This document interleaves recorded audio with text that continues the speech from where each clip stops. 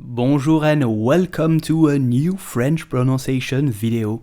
Today we are looking at how to pronounce the name of this French luxury perfume and cosmetic house that distribute products all over the world and part of L'Oréal luxury product division.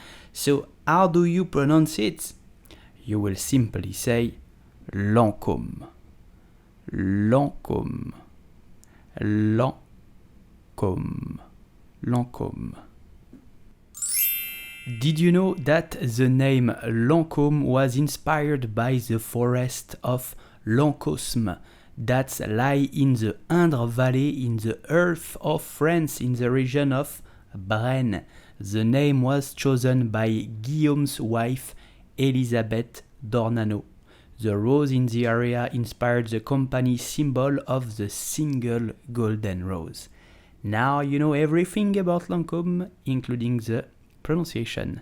I hope you enjoyed this video. Please do support my work by subscribing to this channel, and if you want to watch more videos, it's just right there.